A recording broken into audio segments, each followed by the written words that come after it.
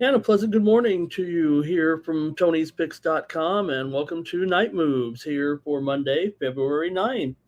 Off Super Bowl Sunday. Hope you had a great Super Sunday and enjoyed the Super Bowl with the Seattle Seahawks winning their second championship in team history. Really great game yesterday for those Seahawks backers anyway. I thought it might be. Was I on the public side or was I on the sharp side there? I guess the books are saying they would have preferred a New England victory, so I think I know what that means. Still, they might have cleaned up a little bit with those MVP dollars as Walker gets the MVP there. What a performance by the running back who kind of solidified himself as one of the best backs in the game with his performance in the Super Bowl. Seattle wins the Lombardi Trophy for the second time, and well, it was dominant from the opening series. Let's not make any bones about it. New England did not score in the first three quarters, becoming the first team since 1974 to go scoreless through the first three quarters. I think the Patriots' first drives tell the story. The first 9 drives, right? It was pretty much punt after punt after punt. 38 plays, 79 yards, and 0 points. So even I can figure that out. Into the fourth quarter, Seattle owned a staggering 297 to 78 yardage advantage, and the competitive portion of the game was long before over.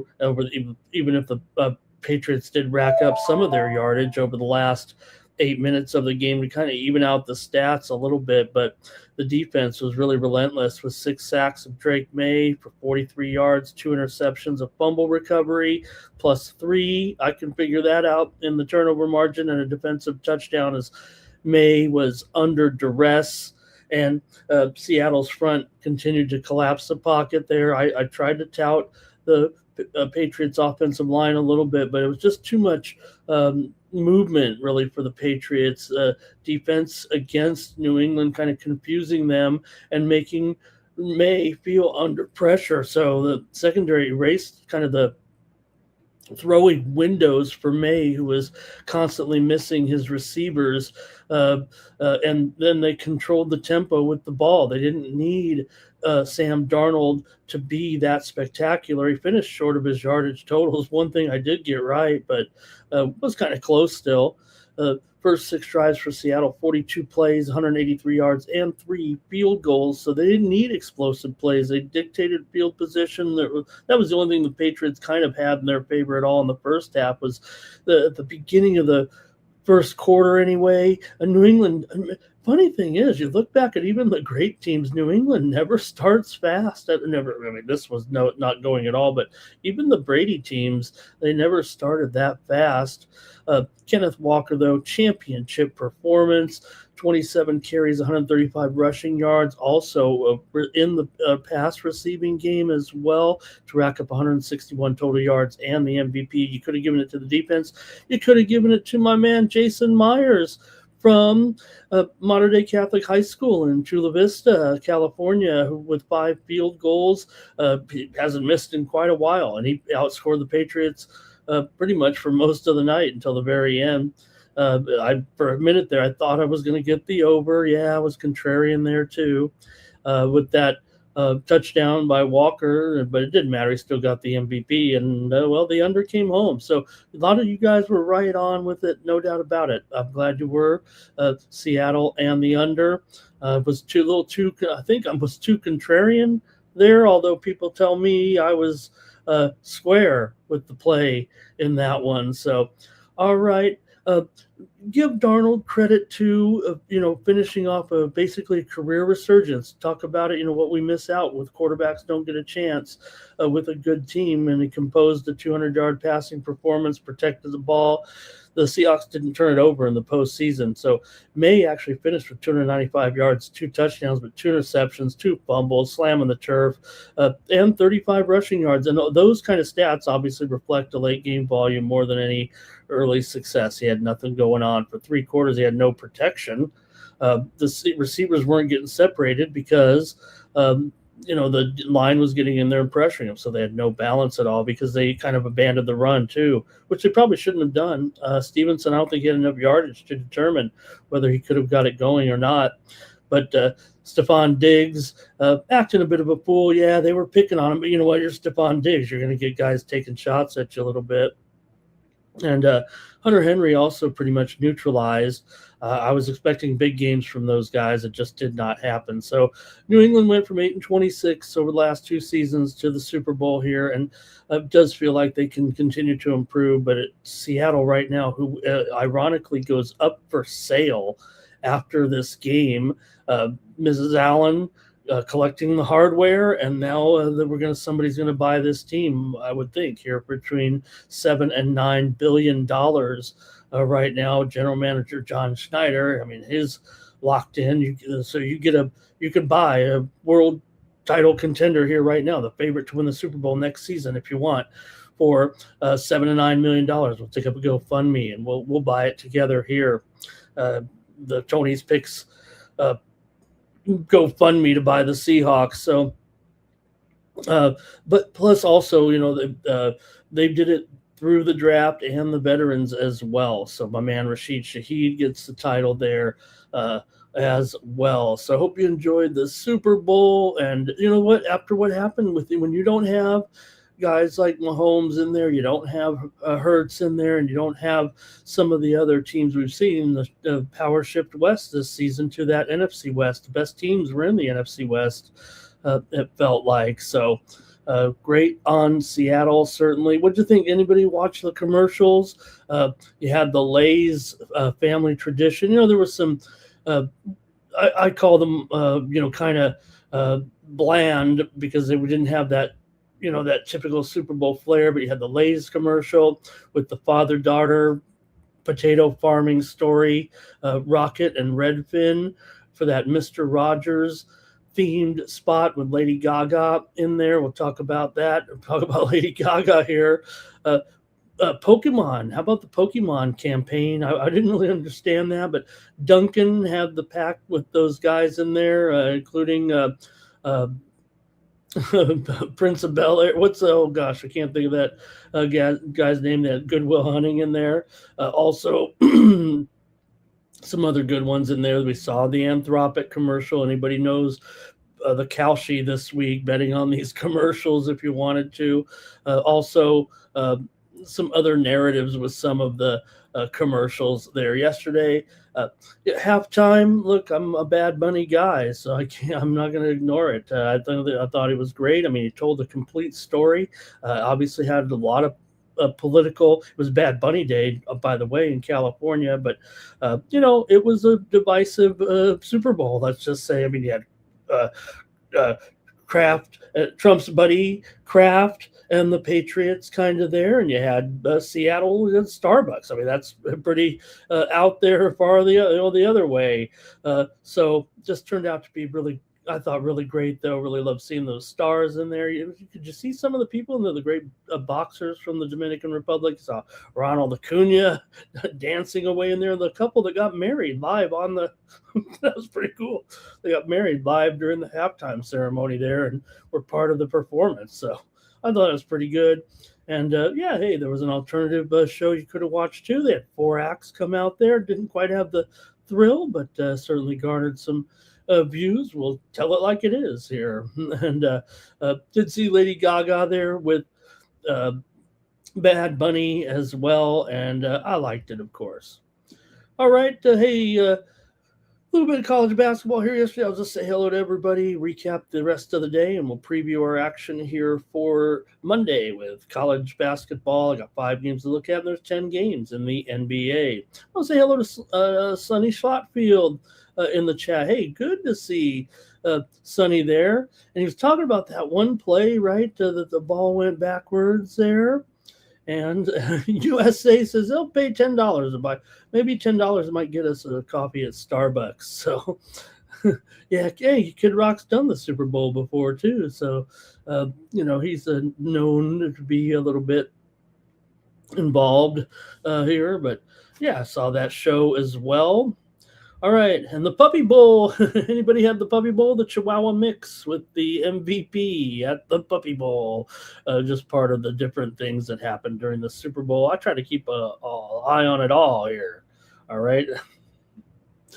All right. Hey, there was a little bit of college basketball last night as well, with a few big games, and there's some good games tonight. USC beat Penn State 77. Or let me see here. I got the right games here. We did have some winners here. USC beat Penn State yesterday. 77-75 is Arenas, the freshman, scored the game-winning basket with 0.7 seconds left for SC. And the old Big Ten rivalry there, SC and Penn State. Trojans 7-6 in conference. Coastal Carolina and UMass over the weekend. What a game that was on Saturday. Here we go. Texas Tech and West Virginia yesterday. Texas Tech 70-63. Their Red Raiders never trailed in that one. Tech 7-3 in the Big Ten, and did have a couple of winners here yesterday on Night Moves. They're in the NBA with the New York Knicks and Boston Celtics game to go under. We had the winner there. We also had the under in the game between the Heat and the Wizards. Brought home another. I said yesterday, I think I'm going under in all these NBA games. And did we roll for unders? Or no, we went to 4-0 on the show. I know that. We also had the under with the Clippers and the Timberwolves, and we had the Toronto Raptors minus the points. So we went 4-0 in the NBA. Well, I didn't win the Super Bowl, but, well, there was that. All right, and we'll get ready to go here with the show. Hey, it's got pitchers and catchers report tomorrow. That's going to be pretty exciting as well. And there's other action tonight coming up here in the Olympics here in just a short time. There's some curling matches that are coming within the next hour or so. Big curling matches, and then later on, right? It'll be right now in an hour. It's USA mixed doubles against Italy in the final game of pool play, and then they hope to move on to later tonight to take on semifinals, matchup to try to get in the semifinals here. Also, medal events on Monday include freestyle skiing, women's free ski slope style when they're next to each other, alpine skiing, man. Oh, that was the thrill of victory and the agony of defeat. Have you ever heard that term? That's what the U.S. fans and teams suffered with Breezy Johnson winning the gold medal yesterday in the women's downhill. And then tragically, I say tragically, it was a tragedy all around that Lindsey Vonn crashed right just 10 seconds into the race, skating on obviously a sprained ACL, probably already had damage, couldn't even really make the first turn and the jump. Makes you question who's calling the shots here just 10 days after being evacuated from the mountain after that first crash to try to come back here and compete in the Olympics, especially when maybe your goal should have been just to try to get down the hill and have a swan song, or maybe you could come back and try to nurse yourself out, but instead trying to go for it there. Vaughn, one of the greats there, certainly. I mean, there's been a couple of other American greats for sure, but just really suspect, man, why that went down like it did. But still, Breezy Johnson was a star winning that one. There's more alpine skiing today, speed skating as well, snowboard, big air final for the women, and ski jumping men's normal hill individual final, and hockey coming up at the Olympics here. Women's hockey at 6:10 Eastern, 3:10 Pacific. Italy and Japan in a very closely rated game, really the only close game of the night. I got to take Italy in this one, plus 120 against Japan. Japan's rated higher, but we're in Italy here. I'm going to go ahead and take the Italians here, plus $1.20 there, and heavily juiced to the under. You're looking at tonight 5 under 25 or so. So, you're expecting here probably something in the range of 3-2. I don't know, maybe even 2-1, 3-1, something right in there. I'm going to take Italy over Japan. Also, France and Germany. Germany, huge favorite. USA, big favorite over Switzerland, and Canada, big favorite over Czechia. All right, at the Olympic Games. Hey, we got it all here on a Monday when there's not much going on, but let's take a look here right now. And you can go over to Tony'sPicks.com and check out our premium picks over at Tony's Picks. I have one match up right now, as a matter of fact. Let me bring it up here at Tony'sPicks.com. See who did well on Sunday as well. Let's check out the handicapper leaderboards. I know limited action here, but the VIP account 1-0. There's Stacks McKelvey, 2-1. We're going to get Stacks here on the Night Move show here, I do believe, soon. Nick Lagaretto's 2-1. Ron Crawford 3-2 on Sunday. I could only manage one winner with my props card, but hey, Steve Duncan's been smashing the props in the NHL. And there's Nick Lagaretto's, talk about hot, 75% there over the last 7 days. Stacks as well, 75% in there. Big Vegas Al here, putting together a solid month. Double Shooty, Al Ninos in the green, Jorge Gonzalez, and the others over the last 30 days over at Tony's Picks. Stephen Duncan up 36 units over the month. That'll get it done. Eating good. Nick Lagaretto's also up 19 3/4 units over the last 30 days. Stacks is up there, nearly 14 units of profit. Doubles over 12 3/4 units of profit. Joey Tron last month, 9 units of profit over the last 30 days. Click on the All Cappers tab, find the handicapper of your choice, click on their handicapper profile page, and that's how you get signed up. Right now, I'm ready to roll with a tennis play here overnight. So maybe I'm steaming a little bit after the bowl, but hey, I put together a pretty okay record here over the last 30 days in a few sports, and I've got my Monday WTA discount best bet coming up in just a couple of hours on the ladies' side as we move on to the next tournaments. And I have my top play here. It's always a closely rated play. I give out my best plays on the closest rated matches over at Tony'sPicks.com. So check me out here for a Monday. All right, thanks for listening to that. Use the promo code TonyT at checkout. Save 15% off those premium pick packages, including mine here. These long-term packages are discounted at already a substantial discount. So those discounts there are for these day packages, including 3-packs and 5-packs here at Tony'sPicks.com. All right, let's get ready now. We have 10 games today in the NBA, and I invite your comments in the chat. We got, oh man, everybody's passed out, I think, from the Super Bowl. I'm still going on adrenaline because I love the Super Bowl. And, I was getting ready for this recap show and handicapping the cards. So I'm still pretty fired up, even though it wasn't the best game for me. And we're going to get ready to go here for our games on Monday. Let's go to the NBA.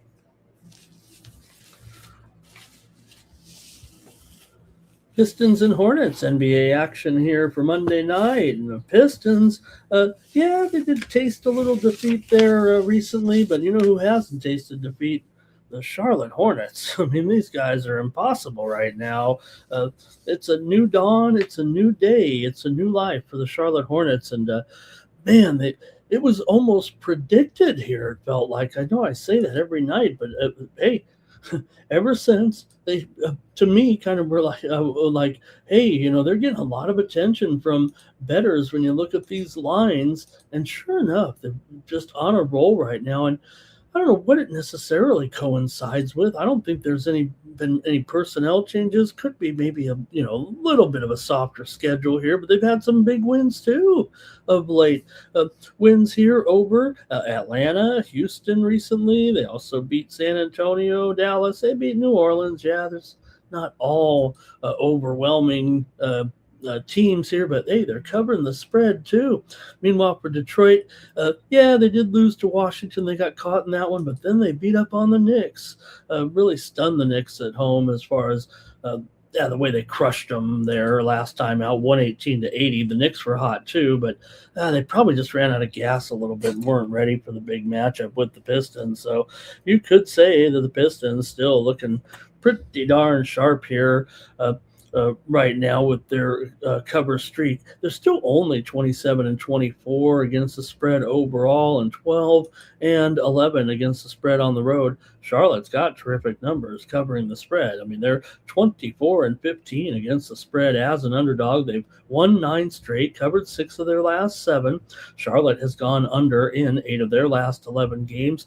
Detroit's gone under in 13 of their last 18 games. Charlotte and Detroit have gone games. How do you not go under here? Although a great run for Charlotte, they're really going to get a big test here right now, right? I mean, if you think about this matchup, yeah, like I said, not all the matchups have been tough. They did beat some good teams in there. This one might be the best in quite a while. They did beat the Spurs, like I said, about back on January 31st here. Hey, we can get your picks in the chat right now if you'd like. Pistons did win the first meeting 112-86 at home and covered 10.5. Let's see what you have in the chat for this good game all of a sudden. Wow.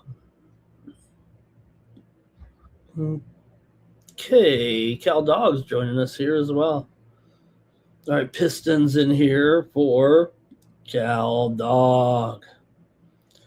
And TMC, great to see TMC. I'm glad you had a winner in there. All right.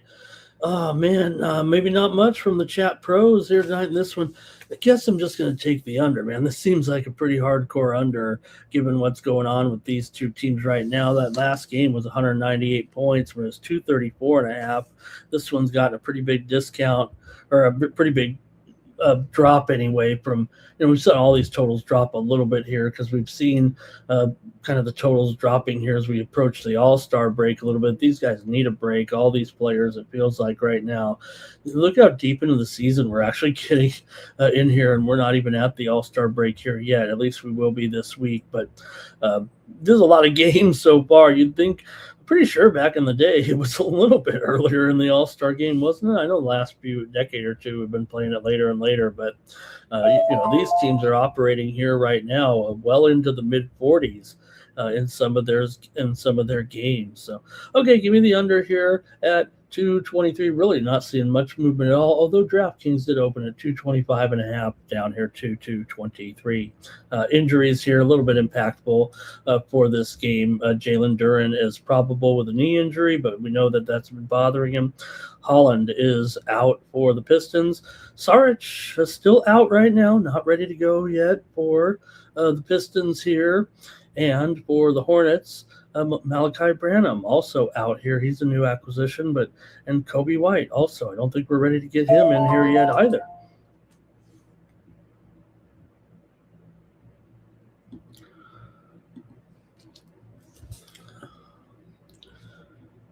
All right, the Chicago Bulls are going to be on the road here, taking on the Brooklyn Nets. NBA action for Monday here with the Bulls on the road. 4-point favorite. They've lost 4 in a row right now.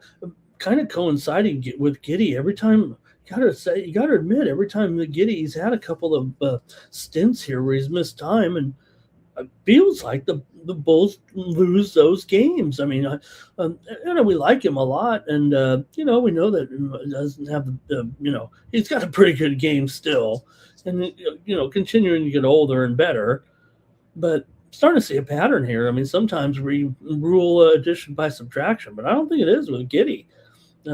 He's been missing some games here, and they've been losing these games. Right now, his status for this game is doubtful with a hamstring injury here.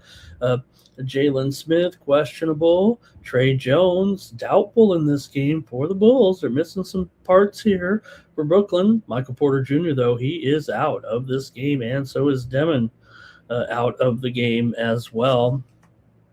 So, look, still, this Brooklyn team, they've jumped up and beat a few teams here, but usually teams that are pretty bad. I don't know if we can put the Bulls quite in that territory, even though the Bulls have been sliding here now. They're all the way down to 24 and 29 after such a good start. Brooklyn, they do have 2 wins here recently over Washington and Utah, but anybody better than bad teams, they don't seem to be able to beat anyway. But the Bulls just have such a bad record as a favorite. 6-16 record as a favorite, 11-15 on the road. You'd think they would be able to win this one and handle this Nets team, but the move appears to be on the Nets here. Well, I take that back. It's at 3.5 right now. I guess the 4s are all gone. I don't see any 4s, so I got to move it to 3.5. But it did open lower as well. It opened Bulls 2.5 or even a little bit lower here. Man, the square in me just wants to take the Bulls. I haven't looked at your picks yet, so I don't want to characterize it like that. It does feel like the sharp side is supposed to be the Brooklyn Nets here. Let me go to the chat and see what you guys have in this one on Monday night between Brooklyn and Chicago. Chicago's lost 7 of their last 8 games, going 1-7 against the spread in those 8 games, but Brooklyn's lost 15 of 18 coming in. They have covered 6 of the last 9 against the Bulls. Bulls have gone over in 4 of their last 5. Brooklyn's gone over in 8 of their last 12, including 5 of their last 6 at home. Okay, this game's not very good, is it? All right, Cal Dog. Let's see, Mr. Weskers is on the Bulls here. Cal Dog is on Chicago. Mr. Wesker says trade Giddey. Like I said, it feels like when he's in the lineup, the Bulls are much better with him in the lineup. It seems like the games they've been losing, these last 2 stints where he's missed multiple games, that's when the Bulls' losing streaks have been coinciding. So maybe this is supposed to be the spot here for the Bulls. Boy, all right, I can't waste it here. I'm going to take the Chicago Bulls on the road without Giddey here to beat Brooklyn. You guys like Chicago a little bit. I mean, like I said, without Giddey, they don't seem to get it done. But man, they should be able to handle this team right now. They should be able to limit their scoring. This total is probably too high at this point, but I'm taking the Bulls at 3.5. Maybe it'll even go down, but I'm not a big fan of this one. I don't like to say it like that. I love every game. All right, let's move on.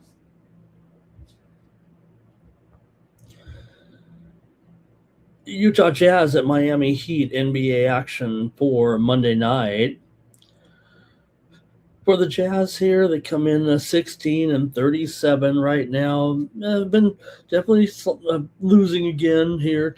2 straight losses to Atlanta and Orlando coming in, but they have covered 4 in a row, despite going 1-3 straight up in those games. But they're going up against a Miami team that, we talked about early in the season how we were, on Miami a little bit. Then they kind of came back down to earth, but all of a sudden, they seem to be in line to maybe start getting some more covers here. Now, they have lost 2 of their last 3 games. They did bounce back to beat Washington. I mean, that's not saying much. Their other win was against Chicago. Remember, they played those 3 consecutive games last month. But they lost to Boston, but covered there. Laying a pretty big number here, but man, Miami 15-12 against the spread as a favorite, 31-22 against the spread overall. These 2 teams did play their first meeting already this season, just about 2 weeks ago, and it was 147-116. Miami rocked Utah on the road, laying 6.5. I'm going to take them again here to crush Utah tonight.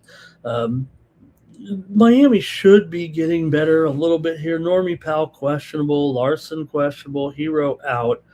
Keontae George is out for Utah here. I'm gonna take Miami and lay a big number with them here in this one. Miami's 6-3 against the spread in their last 9. Utah has covered 5 of the last 6 meetings against Miami, despite going 2-8 straight up in the last 10 against the Heat. But Utah's lost 8 of their last 9 overall. They usually are getting enough points and they end up covering. We'll see. This total's pretty high. I think it might be even over adjusted, but 8 of the last 10 meetings between these two teams have gone over.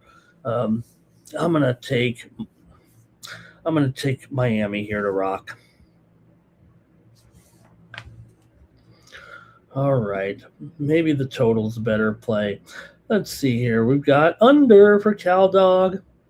Where are the chat pros tonight? I know it's after Super Bowl, so thanks for Cal Dog and Mr. Weskers for being in the chat with me. Next up,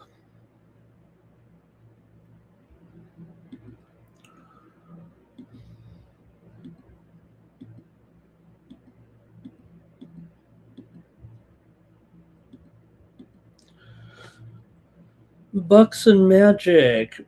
NBA action here for Monday night. Central Division action here with the Bucks taking on Orlando. Orlando, pretty big favorite here, but ever since they decided not to trade Giannis, Bucks have been playing pretty good. Now we know that Giannis right now isn't part of the mix, but still, maybe a little bit more stable anyway.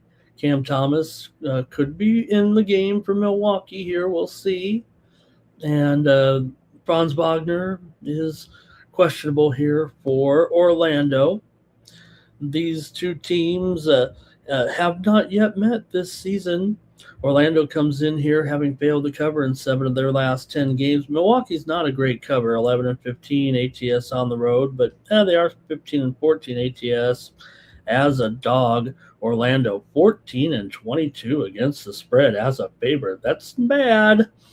Milwaukee's gone just 4-8 straight up and against the spread in their last 12 overall, but they've won 17 of the last 20 meetings against Orlando, but usually a Giannis led.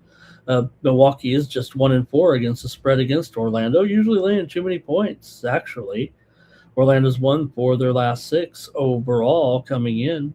Milwaukee 8-18 to the under on the road, but Orlando and Milwaukee have gone over in 5 of the last 6 meetings between the two teams. I think I'm gonna go under here in this one at 218. I'm gonna go under. That's a pretty low number here, but I'm gonna take the under. The last one did. Let's see here. The last one for Milwaukee did finish 105-99 at home against Indiana. Orlando, meanwhile, has gone over in their last 2, but I'm going to take the under in this one.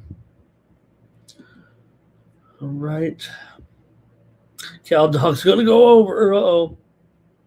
Darn it. Mr. Wesker's on the Bucks money line. All right.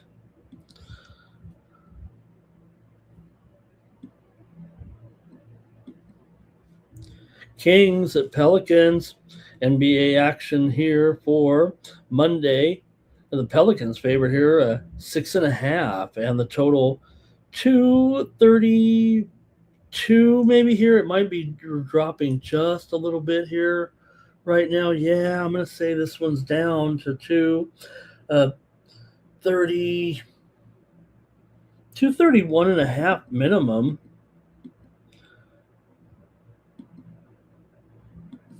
Maybe even 231 here with the Pelicans favored by 6.5.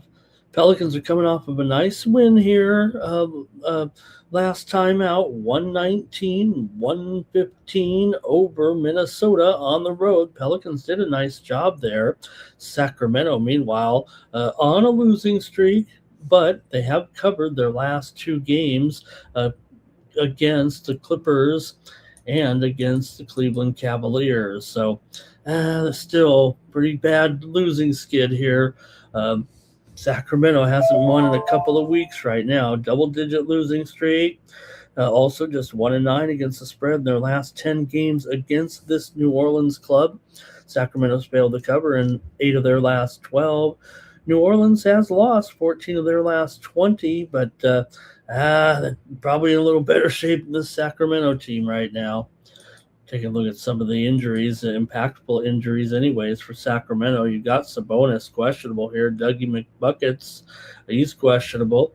Malik Monk, he's out of this game. Zach LaVine, he's out as well.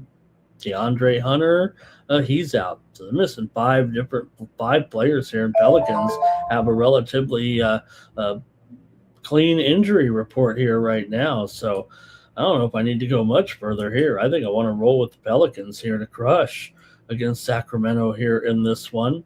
The Pelicans are only favored for the 6th time this season. They're 5-1 against the spread as a favorite. Meanwhile, Sacramento is 9-17 against the spread on the road. I'm just going to take the New Orleans Pelicans here. That feels a little better than these other games. Give me the Pels, lay the points against the Sacramento Kings. All right, and Cal Dogs on the Kings here.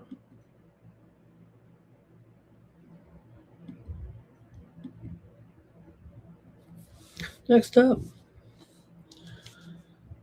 the Atlanta Hawks are taking on Minnesota Timberwolves here. NBA action for Monday night. Minnesota's lost 2 in a row here right now, and 3 of their last 4. A little bit of a rough skid all of a sudden for the Wolves.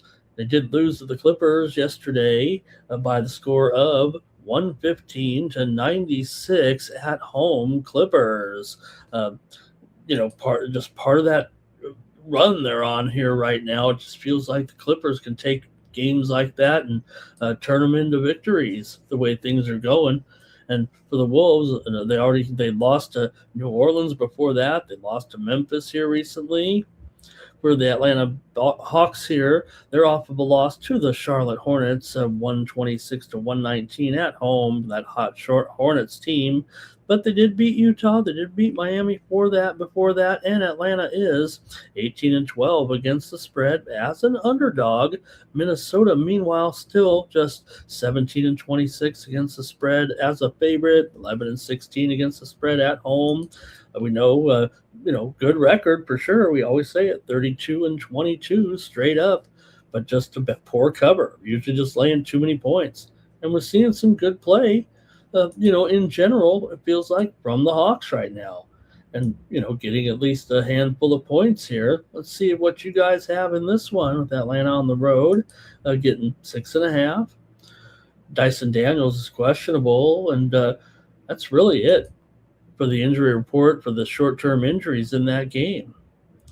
So let's see what you have here with this one. 236. I mean, it does feel like it is going to be a game that gets well into that range. I don't think I like an over in this one, but peek at some of the trends with these two. Minnesota's still 8-19 to the under at home.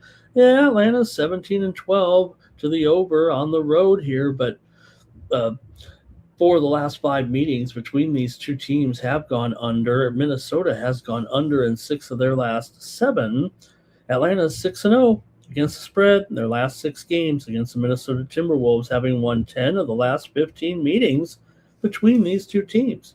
And we got Minnesota here, 1-4 against the spread in their last 5, although Atlanta can claim the same record, 1-4 ATS in their last 5, but they still have won 6 of their last 9. I'm going to try the Hawks here in this one. I know the trends kind of say under, but man, a total of 236 here. I think it is probably achievable. Just worrisome that Minnesota kind of ends up on these unders right now at home. So I'm going to take the Hawks plus the points on the road. All right, here we go with Mr. Weskers. He's on the Hawks. Hey, the Gibson ratings are here, everyone, and right now it's going to be 121-114 Minnesota and the under for Greg Gibson. He says this has got to be a Minnesota spot. Uh-oh. Well, I guess I'm on the Hawks. Oh, boy. I didn't think Greg was going to show up. Otherwise, I would have probably went with Minnesota. It's kind of where they have failed to cover in 4 straight games as well. But like I said, Atlanta's not really covering either. All right, hey, we're continuing on with this Monday night card in the NBA. So we're heading into the All Star break here this week.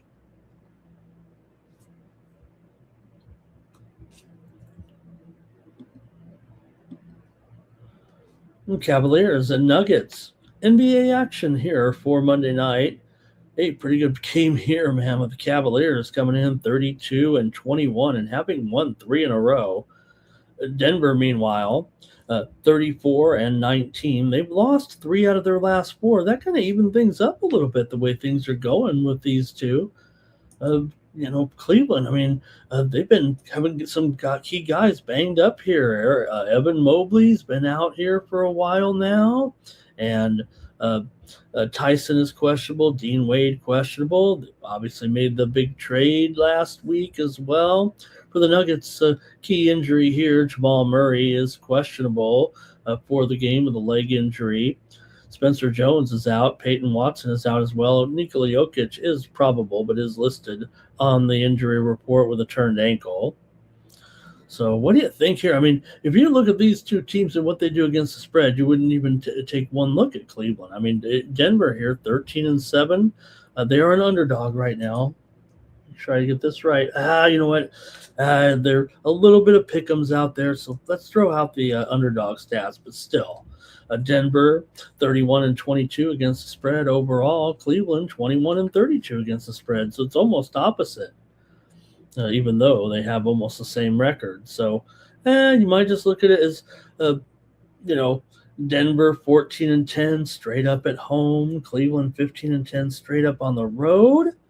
They did meet in their first meeting already this year. It was about 5 weeks ago, 113-106. Cleveland got the win at home.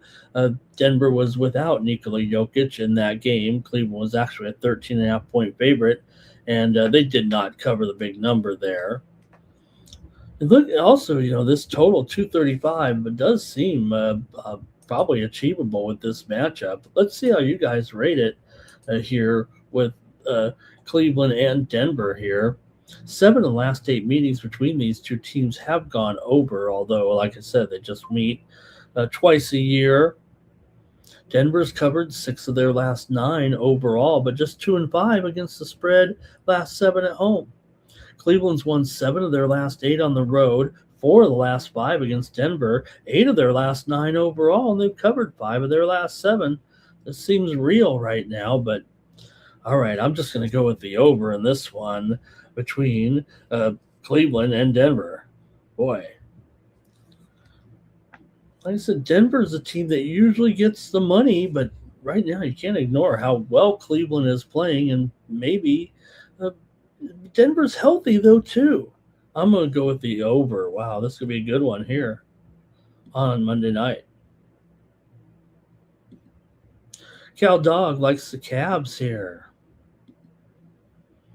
And let's see, Mr. Weskers is no fan of the Nuggets.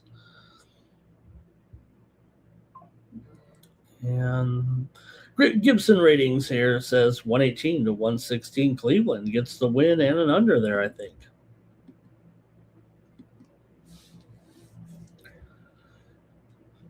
Oklahoma City Thunder, Los Angeles Lakers, NBA action here for Monday. We got a good card here. I mean, you got the Lakers here. Everyone wants to criticize, and I listen to too many people criticizing the Lakers, and we shouldn't. We should just take it on face value for what this team continues to get it done. Not every scenario. I mean, yes, do they take games off? Yeah. Do we have to figure out what games those are? We can do that. Now the Lakers are 8-12 against the spread as an underdog, 12-10 against the spread at home. They've covered 7 of their last 10. OKC, not a great cover. I think that kind of helps the process in thinking that the Lakers can get it done here, not to mention the injury report, which is probably the main news in this game. You've got SGA out, guard Jalen Williams out, AJ Mitchell questionable, but you also have Luka Doncic out of this game as well with a hamstring injury here, and Ayton is probable here, but going to want to have Luka here, I would think. Still, Lakers are the hotter team here. Surely they've won and covered 3 straight, albeit against Brooklyn, Philadelphia, and Golden State. Oklahoma City comes in off a pair of losses against San Antonio and Houston. Key losses, actually, for the Thunder as they start to draw back to the pack. Oklahoma City's gone 2-6 against the spread in their last 8. Lakers have won and covered 4 of their last 5. 5 of the last 6 meetings between these two teams have gone under. Lakers are under in 8 of their last 11. 6 of the last 7 meetings between the two here have gone under in LA as well. But Oklahoma City's gone over in 5 straight on the road. They've gone over in 4 of their last 5. I'm going to take the Lakers plus the points here in this one. SGA definitely out. The Thunder coming back to the pack. I'm going to try the Lakers here plus the points. And let's see what the chat says. Greg says 119, 114, Thunder. He says Thunder will win. Lakers will cover. Mr. Weskers has the Thunder. ATS. I want to say hello and welcome to Scratch Master in the chat. Scratch Master in the chat. All right, Cal Dog says Lucas always heard. He's like a Timu Dirk in there. And Thunder and the under. Thunder and the under. Cal Dog says he'll take the Thunder -4.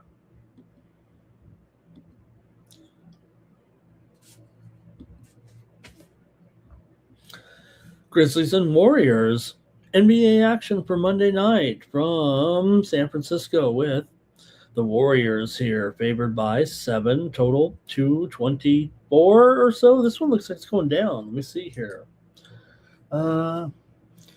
Yeah, well, definitely, we might be at 223.5 here at the sharp books right now. I typed these in kind of after the bowl tonight, so now we're seeing a move. In fact, you can even see this Warriors team here, the 6, or I'm sorry, 7, either 7 or 6.5 right now. So the move is on the Grizzlies here a little bit, and on the under for sure at 223.5 here. This one's going down.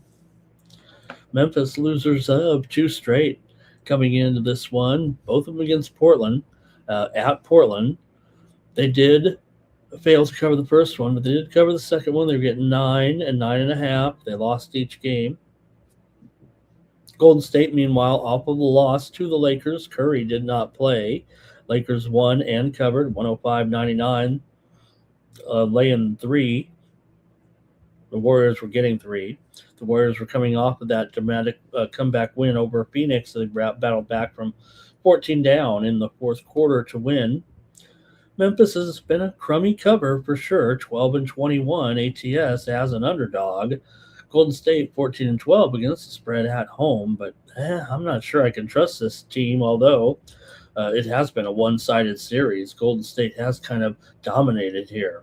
Memphis is just 1-7 straight up in the last 8 games against Golden State. Memphis has also dropped 8 of their last 10 overall. Memphis is 7-13 against the spread in their last 20. Golden State just 3-6 straight up and against the spread in their last 9. They're limping into the break here as well, it feels like. Curry is doubtful right now for the Warriors. Porzingis is out as well. Cryer is questionable. Memphis has plenty of injuries to report as well. Wells is questionable. Spencer questionable. Pippen questionable. Coward questionable. Aldama is questionable. I'm going to take the under in this one. Give me the under with these two. I'm sure someone's going to score some points. It is a professional basketball game after all. These two teams here, like I said, the Warriors have kind of won every game here for the last couple of years. So I'll go under here in this one. I would think it's 7. I'd probably have to think about the dog here. It looks like kind of a much more even matchup than the records would indicate. And it's not terrible. I mean, Memphis is on 20 wins right now. I'll take the under. All right. See what we got here from the chat pros. Gibson ratings here says I think that's Thunder there. He says Memphis plays them tough. Warriors win. Memphis covers.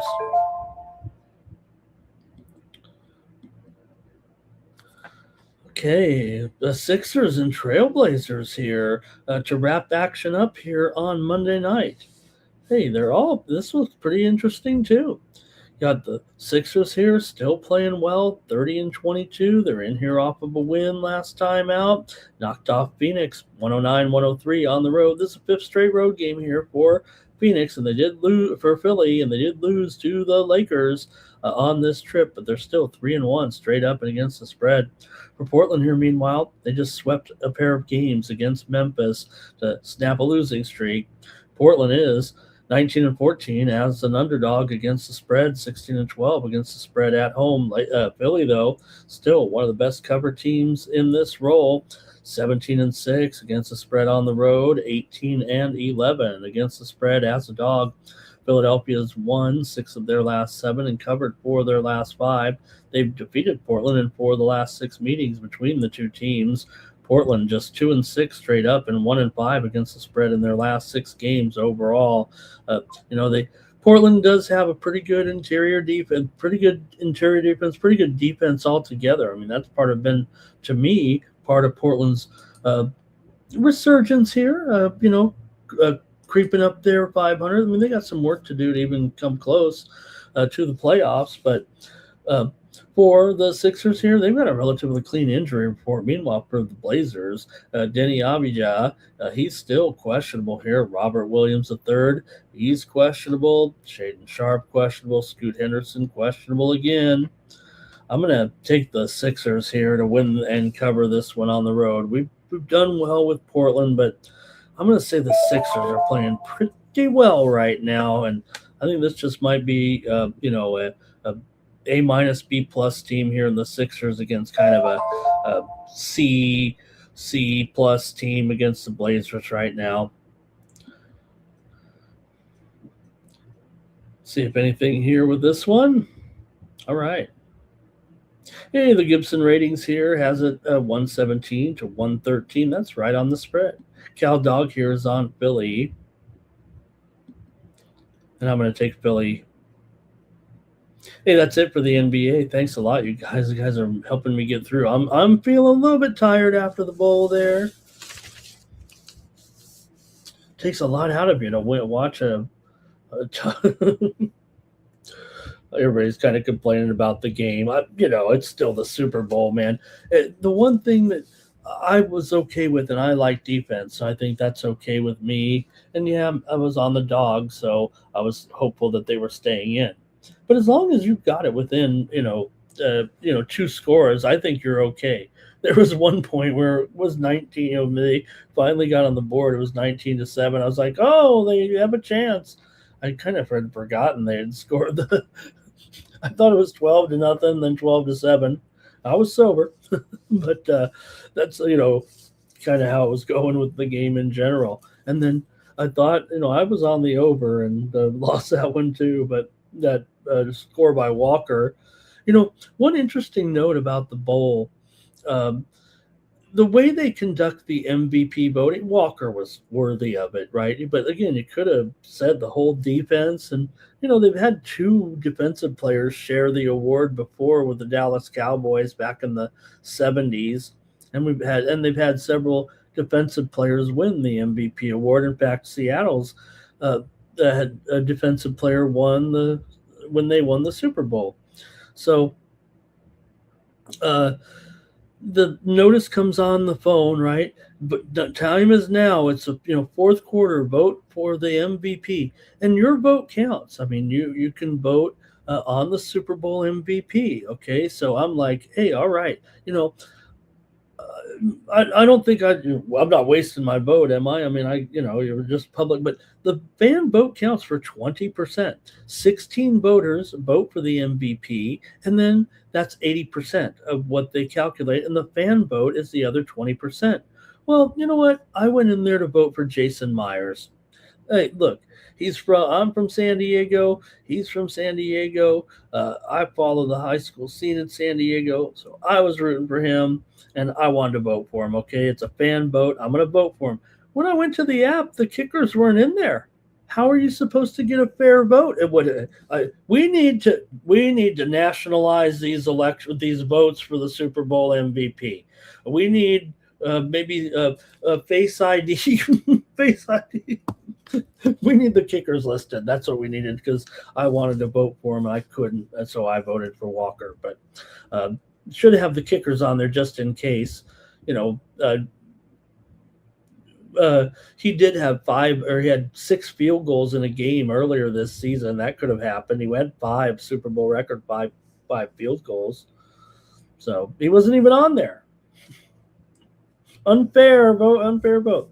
Okay, I've got a few college basketball games to look at here for the action on Monday. A little bit of a good card here right now, and let's take a look at really some good games here.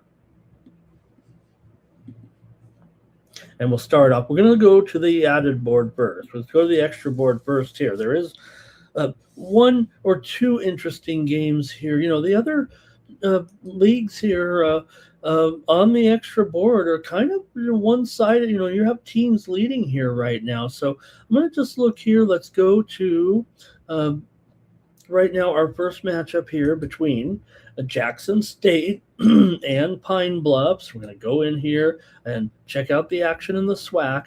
Now, Bethune-Cookman is 9-1. They're almost comfortable here atop. Pine Bluff is second, 7-3. We know the conference championship does not mean that much in the big picture here in the league, but that's how I like to follow it anyway. We know you got to win the tournament in this league, but Bethune-Cookman playing outstanding. I mean, Bethune-Cookman takes on Texas Southern, and Bethune-Cookman's playing so well right now. But I decided we'll pick this one here with Jackson State. They are 6-4, but Pine Bluff is 7-3, and Bethune-Cookman is 9-1. So it is a little bit of an important game here for Pine Bluff. They are at home. They've won 4 straight, favored by 6 here against a Jackson State team that's lost 2 of its last 3. Jackson State comes in off of a win over Mississippi Valley. I believe they're ranked. They might be ranked last still. I haven't checked in a while. They also lost to Southern and to Grambling. Before that, they beat FAMU. For Pine Bluff here, consecutive wins over Southern, Mississippi Valley, Grambling, and Alcorn. They did cover 2 of those 4 games. They lost to Bethune-Cookman a few weeks ago, 87-82. So Pine Bluff here, 0-3 against the spread as a favorite this year, and Jackson State, 6-8 against the spread as an underdog, 7-9 against the spread on the road. So Pine Bluff is looking pretty good here right now, but they're not covering them all. For Jackson State here, they've gone 6-2 against the spread in their last 8. They've won 6 of their last 9 overall. Jackson State has won 10 straight games over Arkansas Pine Bluff and gone 6-3 against the spread. They're usually favored over this team, but not right now. Pine Bluff has won 4 of their last 5, but just 2-5 against the spread in their last 7 games coming into this one. Pine Bluff and Jackson State have gone under in 7 straight meetings here right now between these 2 teams. And you know what? We've seen it feels like a rash of unders. I wish I should get the numbers for you here in some of the SWAC and MEAC games. They continue to go under right now. A little bit of worry because the move actually on this game between Jackson State and Pine Bluff has actually gone up a point or 2 here at 157.5, but I'm not buying it. I've got the under here in this one with Jackson State and Pine Bluff. And I do think I think it's very interesting that Jackson State kind of owns this series here. And yeah, Pine Bluff is hot right now, but you know, in the SWAC and MEAC, usually you go to series history a little bit rather than how the team is playing ATS. And again, like I said, with Pine Bluff, they still failed to cover at home against Alcorn, and they did not cover against Mississippi Valley. Now, I'm not going to, talk too much garbage about it, but if you look right now, let me take a look at Mississippi Valley. Yeah, they're still the last rated team in the country, 365th, at 1 win and 22 losses. So, okay, I guess that's it for the NEA. Anybody with me here? That's the only game I'm previewing out of the. No, I'm not looking at the Southland right now because you definitely have, uh, uh, of course, Nichols in there and Stephen F. Austin. They're in one-sided games tonight. MEAC game isn't interesting, I don't think, here. So this is the only one I'm looking at on the extra board today. Okay. Hey, there's Dimitri. Good morning. Hey, Dimitri, are you really 76 or is it 7-6 or is it 7-6? And Cal Dog, wasn't that interesting? Great job by NBC. How did NBC do? I liked Mike Tirico. I didn't like Collinsworth as much. I listened to the game. I listened to the broadcast. And Mike Tirico was doing his first Super Bowl ever, believe it or not. Usually he's done after the game, but it's always been Al Michaels with NBC. All right. And Dimitri gave us Texas Tech there yesterday, I think is what he's saying. Or is it team total under? Oh, team total under in the Super Bowl, I think. Dimitri also with Arizona. We're going to get to that game. Cal Dog, I think, is on the under here in this one with me. Greg Gibson ratings here as at 5 and 155. That's way under. Greg made so much money yesterday. Oh, man. Okay. Next up.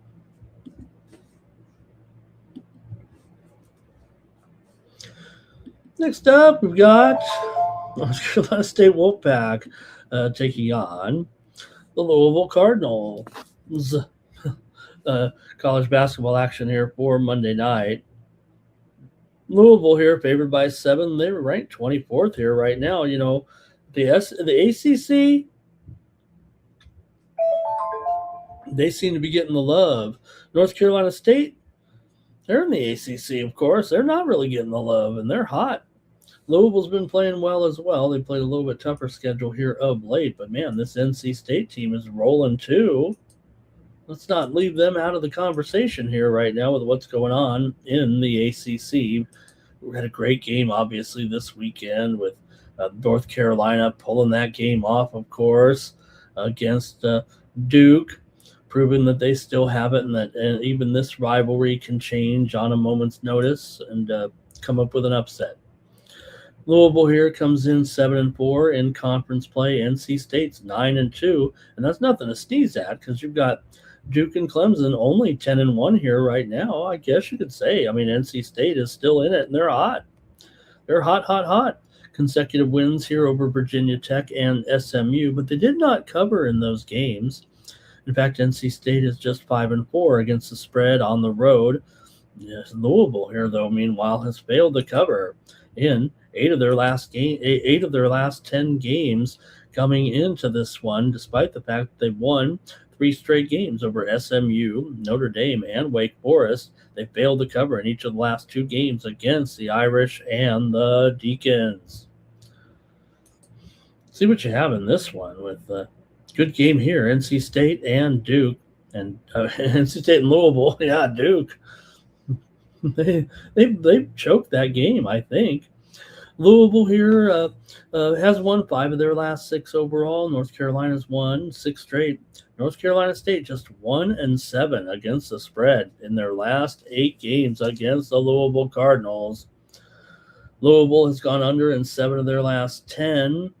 North Carolina State's gone over in 6 straight here right now.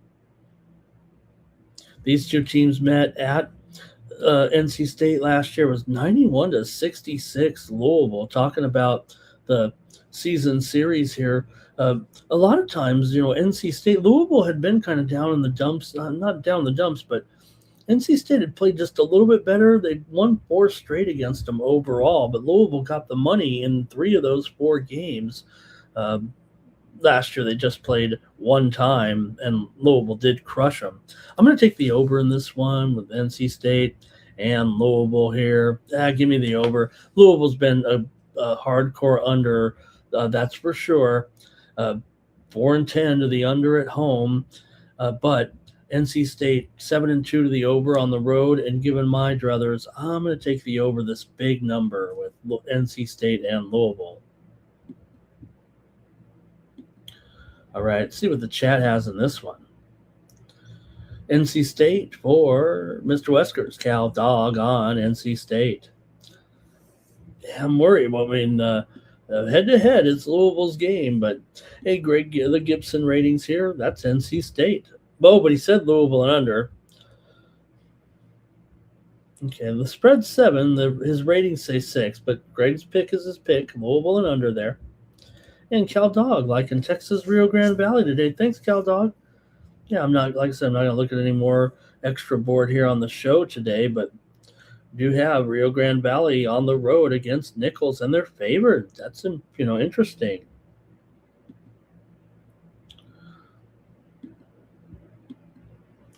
Okay, how about Belmont? I think we got to feature Belmont here against Bradley. In this one. It's still a tough game. Belmont only favored by 2.5. Let's not hand them the win here just yet, going up against this Bradley team. But Belmont does come in 22-3. They still haven't found the rankings. Bradley here, meanwhile, 16-9. But man, Belmont just 3 losses, 22-3 this season for Belmont. Pretty good year here for the Bruins, the other Bruins. For Belmont here right now, their losses this season were to Richmond, and then they lost in conference play to Indiana State in overtime and Southern Illinois. But since then, it's been 9 straight wins, and they gained revenge over Southern Illinois in a road win to turn the tables on them. Bradley's got a real good defense. They 40th in points allowed and fewest points allowed this season. Belmont comes in 6-4, 8-4 against the spread on the road. Bradley 1-6 against the spread as an underdog, 6-9 against the spread at home.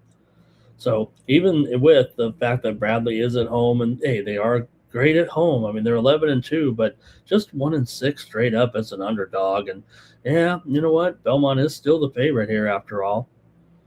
These two teams did meet already this year, and Belmont won at home 88-78 as a 3.5-point favorite.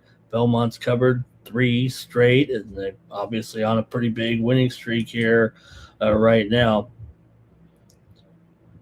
Bruins here come in hot. Currently, this winning streak is at 9 games, 5-1 against the spread in the last 6. They've gone over in 12 of their last 18 coming in, including 12-9 to the over as a favorite. But Bradley is 2-5 to the under as an underdog.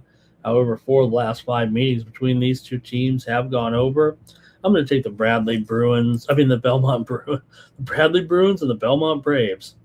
If we mixed them up, I'm going to take the Belmont Bruins here over the Bradley Braves on Night Moves. Give me Belmont in this one.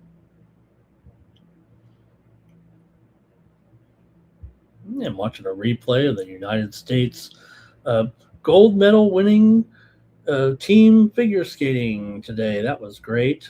Like I said, we're coming up on Olympics action right now. The live action is starting.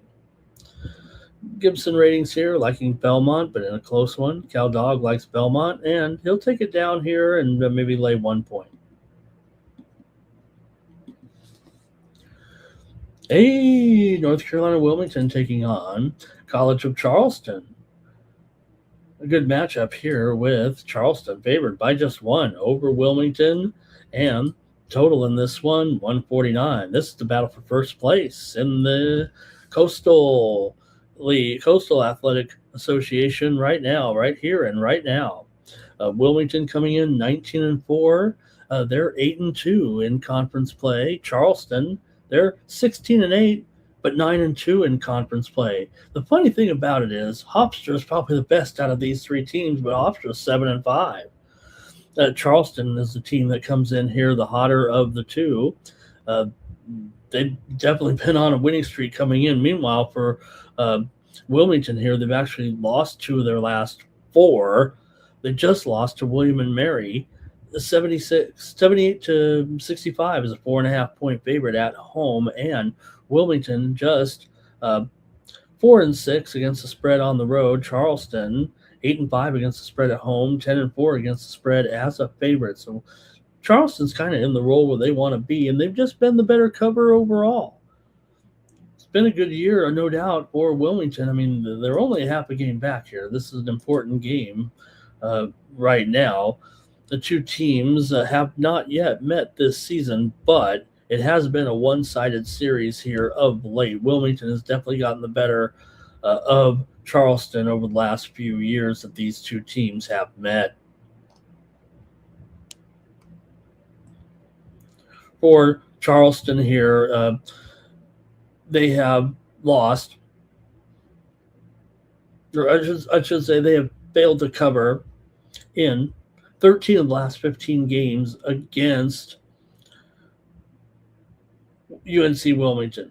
Well, UNC Wilmington has covered 13 of the last 15 meetings between these two teams. Pure domination there by Wilmington. They've been winning this series, but just feels like Charleston here at home has the trends going their way currently right now. Can you ignore the series history, which is so one-sided? Charleston's won and covered 5 of the 5 straight games, and they've won 8 straight at home. Wilmington, like we said, they have a great record, but they're just 3-10-1 against the spread in their last 14. Wilmington's gone over in 6 of their last 7. 5 of the last 6 meetings between these two teams have gone under. Wilmington is 9-1 to the over on the road coming into this one. All right, I'm going to take the over here with Wilmington and Charleston. Really torn on this one. Charleston right now, it does seem like the better team here at the moment, given the circumstances. But I'm always wary of a team that has had such a one-sided, advantage in conference play. Usually you default to how the team is in form right now, but sometimes it's taking care of business against the teams they always take care of business against. And then you go up against a team that gives you the business, and then that's when you lose. So let me take the over here on this one with Wilmington and Charleston and give me some time here to maybe think about it a little further. Gibson ratings here has it very, very close. And Cal Dog says Charleston, they played Hofstra hard. Yeah, they beat them 66-64 as a road underdog. Like I said, I'm sitting here trying to pick straws between Wilmington and Charleston, and yet Hofstra is probably the best team in the conference, but they just have too many losses here. All right. Hey, now we've got the big one of the night. Maybe even on the whole card here, even the pros. But you've got Arizona taking on Kansas in Lawrence here. You have Kansas give Coach Self a lot of credit.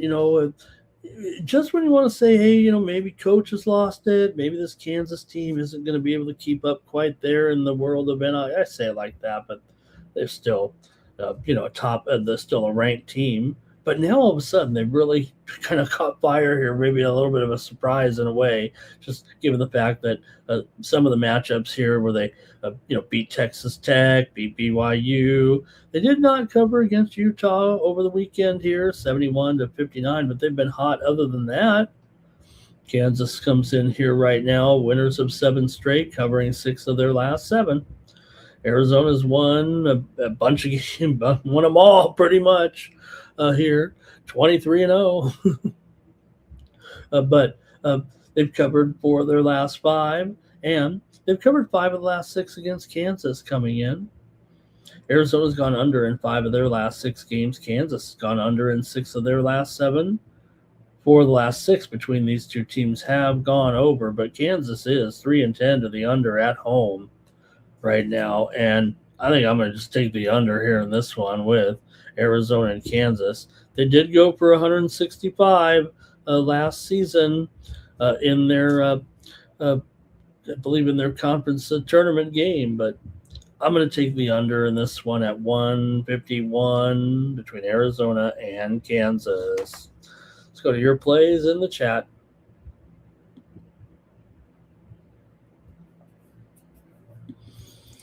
All right, and Mr. Wesker's going to take St. John's today in that game against Xavier. Thank you to Mr. Weskers. Also, he likes the Arizona money line here. Gibson ratings here making the prediction. 77, 75, Arizona. Mr. Weskers says Indiana State on the money line. Cal Dog says Arizona and the over. Hey, I guess that's going to do it for Night Moves. What a great show. I'm glad I had some guys show up in the chat, not hungover and ready to take a day off from work tomorrow. Hey, you know what? I think the NFL will get what they want. They'll go to 18 games, 2 preseason games, and then we'll have the Super Bowl on the holiday weekend where Monday will be a day off, and we'll all live happily ever after. All right, a little bit more. There's some soccer action, European leagues here on Monday. We got Monday fixtures in Italy with a couple of games there, even with the Olympics going on. And then we got one in Spain here tomorrow for a little bit of a overseas Monday card. Some tennis action overnight as well. In golf today, Chris Gotterup continued to look impressive this season, even dating back to last season, as he was able to knock off Hideki Matsuyama, who flubbed up the chip shot there out of the rough on number 18, ended up with a bogey, and then hit a bad shot into the pew. And even though he landed close to the green, Gotterup made a great putt to win the Waste Management Open just as the Super Bowl was starting. So it was good timing.